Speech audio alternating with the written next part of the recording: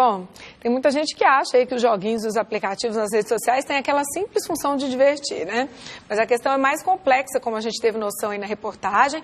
E agora a gente aproveita para falar sobre os riscos da exposição de dados através de redes sociais. Quem bate um papo comigo é o especialista em direito digital, o advogado Tiago Giacomo. Boa tarde, bem-vindo. Obrigado.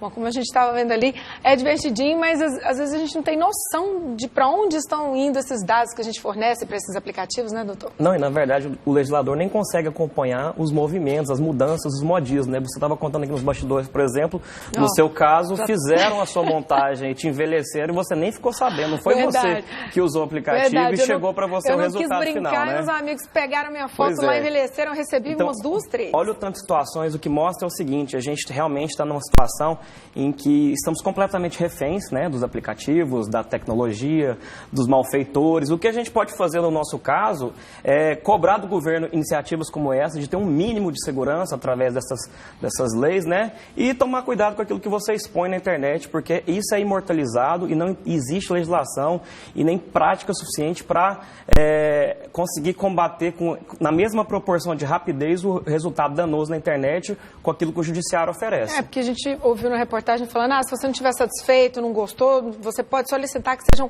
retirados os seus dados, mas isso não é uma coisa simples de fazer, né? É uma coisa que o legislador está colocando ali para a gente ter um pouco de amparo, mas na prática a gente sabe que a velocidade é muito maior e acaba que a gente não consegue ter 100% de controle dos nossos dados, das nossas informações, então o que a gente precisa ter é cautela na hora de usar os aplicativos da internet de uma forma geral. Bom, para a gente ter acesso a simples provedores e até os e-mails mesmo, a gente tem que disponibilizar aí várias informações pessoais. A partir dessas simples informações, a gente já passa a ser monitorado?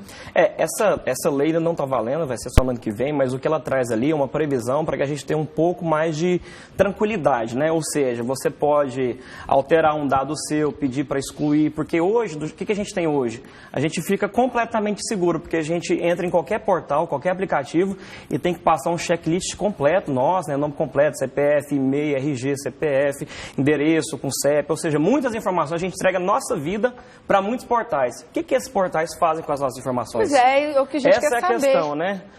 Por que isso é tão valioso? Por exemplo, vamos colocar aí provedores, você entra no Google para fazer uma pesquisa. Agora é um tal de perguntar toda hora se você quer confirmar, liberar ali a sua localização. Para que essa localização em cada momento que você abre? Toda hora ele pergunta isso. Isso daí é uma autorização que o Google está pedindo para você para te rastrear 24 horas por dia, né? Parece que tem para saber a sua rotina, saber onde que você vai, o que você consome, onde você gosta de viajar, como é que você gosta de usar o seu lazer, sua gastronomia. A vida da gente toda. Completamente. Nós estamos completamente reféns e entregando as nossas informações mais vitais para esses portais. O que o legislador está trazendo é simplesmente um pouco mais de ferramentas para que haja responsabilização no caso de problemas, no caso de vazamento, no caso de uso indevido, e trazer também para o usuário um pouco mais de controle sobre aquilo que ele está fornecendo para esses portais. Eu não me recordo qual é o endereço, mas tem um acesso dentro do Google que me parece que, se a pessoa está usando sempre o celular, claro, você tem como saber onde a pessoa estava há, por exemplo, 2, 3 anos. Você entra lá e digita. E eu fiquei abismada quando descobri. Se a pessoa tiver com o celular, você sabe, há 2 anos, por exemplo, 3 da tarde, eu estava na rodoviária. Tem como você descobrir isso lá, é uma coisa assim... Essa reflexão que o meu colega Rafael Maciel trouxe na reportagem, justamente isso, né? Eles já fazem isso há muitos anos. Então, assim, a riqueza de dados que eles já têm sobre nós já é antiga e eles usam esses dados principalmente para o comércio. O que a gente fala o comércio?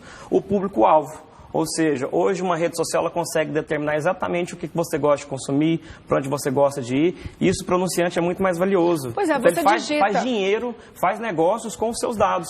E de graça. De graça, você tá digita fornecendo alguma coisa lá. Por exemplo, quero comprar uma bota. Você olhou uma bota, ou às vezes você nem digitou. Você clicou em alguma coisa lá e saiu, não interessou, você passa a receber um monte de ofertas daquilo. Então, nas suas redes sociais, é muito importante Instagram, que quem está assistindo aí... Lembre-se de um detalhe, a gente se coloca como vítima, né? Mas não faz o dever de casa. Então, o mínimo que você que usa essas ferramentas tem que fazer é o seguinte, vai lá no sobre, no uso de privacidade, na políticas, todas aquelas informações que ninguém lê e vai ler, vai entender como é que eles colocam lá, que eles vão usar os seus dados, as suas informações, para você ter um pouquinho de noção de como que você está se expondo e os riscos que você pode estar correndo no uso imoderado dessas ferramentas. Porque a gente já viu, vocês trazem aqui no jornalismo semanalmente, diariamente, casos de mau uso das redes sociais, das ferramentas digitais e os riscos na prática disso, golpes, né? Homicídio, golpe, sequestro, pedofilia, ofensas, diversos crimes. Então o que você tem que fazer, já que você usa a internet, é gastar um pouquinho do seu tempo e ir procurar essas informações, essas principais ferramentas de redes sociais, Instagram, YouTube, Facebook, WhatsApp, todos eles já possuem termos de uso de privacidade, de uso de dados em português. Então eu faço um convite para vocês, vá atrás desses termos, leiam isso, porque tem muita coisa lá que eles colocam para se precaver de problemas que vocês nem imaginam. Eles procuram sair de todas as situações em que eles possam ser responsabilizados através desses termos. Então é importante que você que usa tenha pelo menos ciência disso. E a gente viu aí que recentemente eles tentaram fazer umas melhorias assim, de segurança no WhatsApp com relação àquele redirecionamento, encaminhamento de mensagens. Agora a gente tem um limite, parece que 5, né? Porque antes a gente podia mandar e às vezes era um tipo de informação que os próprios provedores queriam tirar de circulação, mas era muito difícil, porque agora estão tentando limitar. Mas ainda assim a gente ainda vê que não é fácil, porque é muito rápido, né? Não, olha, na prática é impressionante, porque o que acontece? Essas grandes empresas, né, de negócios virtuais, eles colocam regras se esquivando de qualquer tipo de responsabilidade. Se vocês entrarem e lerem os termos de uso, vocês vão ficar indignados, porque na visão deles, do jeito que eles colocam lá, eles não são responsáveis por nada. E aí o que é que acontece? A gente tem uma legislação que não consegue acompanhar isso aí, por mais que o legislador tente, a gente não consegue. Prática e judiciário são coisas que caminham distintas, né? Você tem um problema hoje, para você resolver ele no judiciário, às vezes são anos, então não dá para acompanhar, são desproporcionais. O legislador está tentando acompanhar, criando essa nova lei, que está chegando no ano que vem, mas ainda assim é importante que o usuário seja o principal responsável por tudo. E a dica que eu deixo é para você, usuário dos meios digitais, é que leia esses termos para você pensar melhor como que você vai usar os seus aplicativos e os seus sites. Agora, as empresas também sofrem com a questão de violação de dados, né?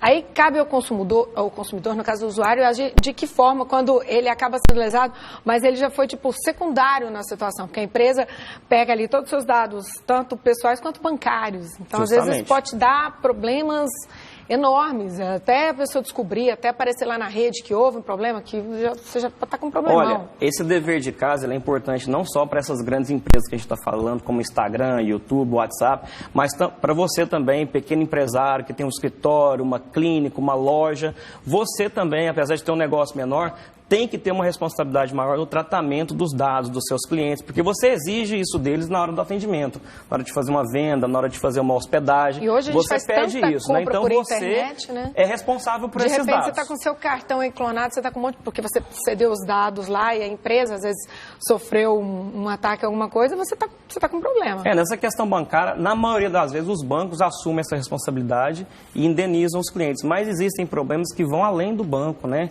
Que os seus dados pessoais, como CPF, RG, nome completo, filiação, raça, tipo sanguíneo, ou seja, são muitas informações que estão expostas aí e geralmente o cliente, o consumidor, ele só vai atrás do problema quando ele já existe. E aí, quando o problema já existe, o consumidor ou o cliente, de uma forma geral, ele vai pegar todo mundo que, de uma certa forma, se envolveu com os dados dele e colocar num processo. E aí, todas as empresas vão ter que responder, de alguma forma, por esse vazamento. E vamos lembrar que a burocracia ainda existe, a gente não resolve esse tipo de coisa da noite para o dia, né? A gente está falando de algo que é muito imediato, que é o uso da internet, mas a burocracia... Para a bomba acontecer rápido, agora para resolver, para limpar a bagunça ali... é muito tempo, então, muita cautela no uso da internet. Tá certo, doutor Thiago Giacomo, que é advogado especialista em direito digital. Obrigada pelas dicas aqui, pela orientação. Gente, vamos ler lá os termos de uso, de privacidade, para a gente saber o que a gente pode e o que não pode, como se defender desse tipo de situação. Obrigado. Obrigado. Ótima tarde.